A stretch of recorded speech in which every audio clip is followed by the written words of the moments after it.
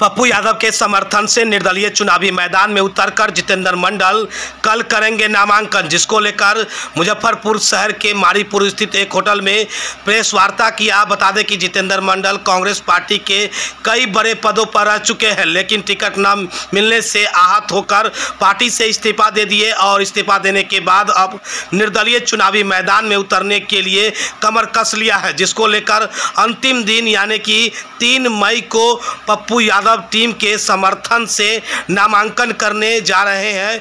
मुजफ्फरपुर गायघाट प्रखंड क्षेत्र के रहने वाले जितेंद्र मंडल बताते चले कि जिसको लेकर पूर्व संध्या एक प्रेस वार्ता पप्पू यादव के नेताओं के साथ किया, जिसमें मुजफ्फरपुर की जनता से अपील करते हुए कहा कि दोनों बड़ी पार्टी से जो प्रत्याशी उतरे हैं वो बाहरी है, हम मुजफ्फरपुर के समस्याओं से अवगत है, इसलिए मुजफ्फरपुर की जनता अपने बेटा को चुने और बाहरी को भगाए। हमारे पास विजन और रीजन दोनों है, विजन के साथ चुनावी मैदान में उतरे हैं। इसके साथ ही उन्होंने कहा कि पप्पू यादव जो पूर्व सांसद है मधेपुरा के, उनका समर्थन हमें मिला है, उनके टीम के समर्थन से मुजफ्फरपुर लोकसभा क्षेत्र संख्या 15 से चुनावी मैदान में उतरे हैं और 3 मई यानी कि अंतिम दिन नामांकन मुजफ्फरपुर लोकसभा क्षेत्र से करेंगे, जनता से आशीर्वाद मांगे हैं। और वहीं इस दौरान उन्होंने कहा कि पप्पू यादव के पूर्व जिला अध्यक्ष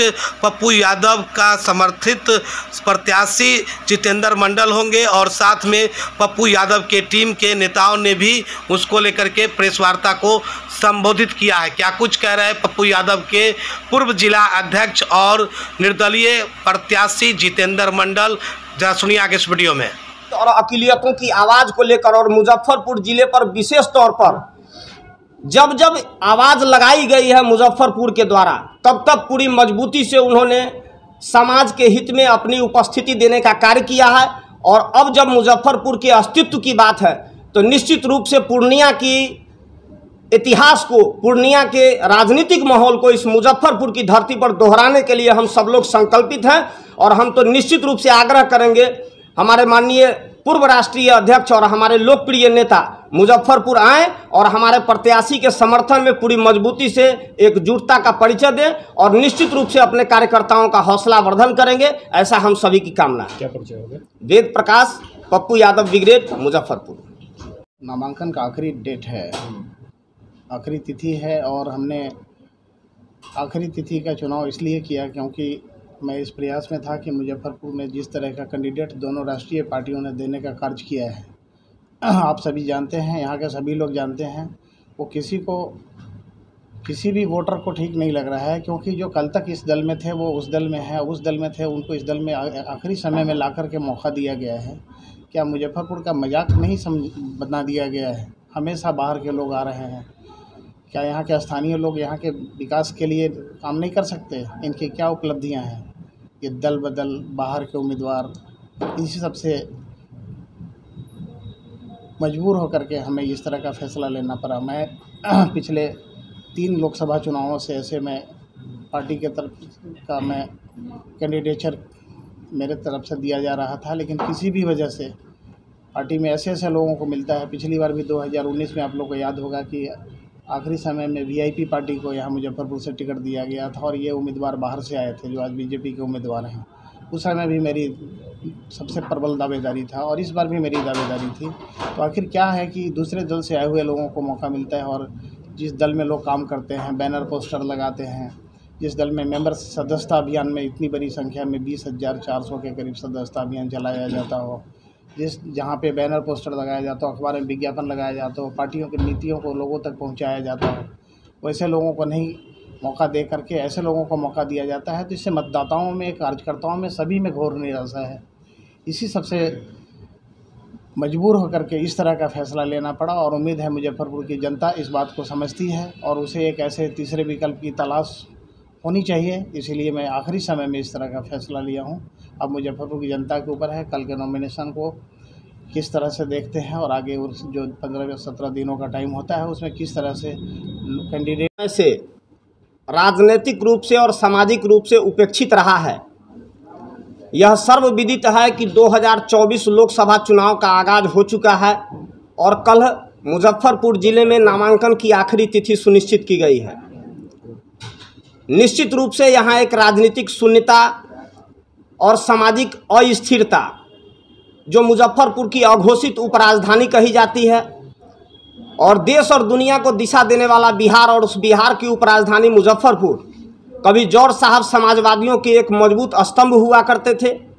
उन्होंने अपनी क्षमता के अनुरूप इस मुजफ्फरपुर के लिए सार्थक प्रयास करने का कार्य किया, परंतु जौहर साहब के बाद इस मुजफ्फरपुर को जो भी राजनीतिक दल और यहाँ से सांसद जीत के आए, वो निश्चित रूप से मुजफ्फरपुर का दोहन और शोषण करने का कार्य किए। हम लोगों ने बहुत लंबी प्रतीक्षा कर दोनों राष्ट्रीय पार्टियों से यह उम्मीद किया था कि मुजफ्फरपुर के विकास के लिए, मुजफ्फरपुर के सुंदर और बेहतरीन के लिए यहाँ के स्थानीय और मुजफ्फरपुर को पहचानने वाला और इसी मुजफ्फरपुर के माँ के गोद का ही कोई बेटा यहाँ का प्रतिनिधित्व करना चाहिए। परंतु मोटे मोटे रकम लेकर यहाँ टिकटों का सौदा किया जा रहा है। मुजफ्फरपुर के जनमानस के अंदर एक काफ़ी आक्रोश और उदासीनता का माहौल है।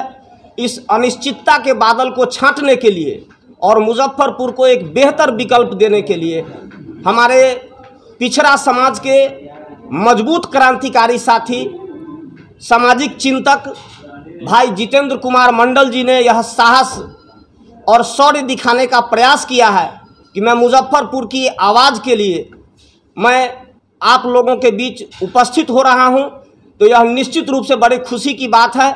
और हम सब लोग, खास करके मुजफ्फरपुर ज़िले के जो पूर्व जन अधिकार पार्टी के जो सभी पदाधिकारीगण हैं, हमारे पप्पू यादव ब्रिगेड जी के जो मुजफ्फरपुर के समस्त कार्यकर्तागण हैं, और हम समस्त मुजफ्फरपुर जिले वासियों से सभी सामाजिक विद्वान, अधिवक्तागण, चिकित्सकगण और सभी प्रकार के जो सामाजिक गतिविधियों में और शांति, भाईचारा, अमन, तरक्की, खुशहाली और बरकत में भरोसा करने वाले हमारे साथी हैं, उन सब से हम आह्वान करते हैं कि आज इन्होंने जो यह साहसिक फैसला लिया है कि मुजफ्फरपुर से एक स्थानीय बेटा के रूप में अपनी दावेदारी देते हुए मुजफ्फरपुर को एक सुंदर विकल्प दिया जाए, हम सब इनके इस फैसले का तहे दिल से स्वागत करते हैं।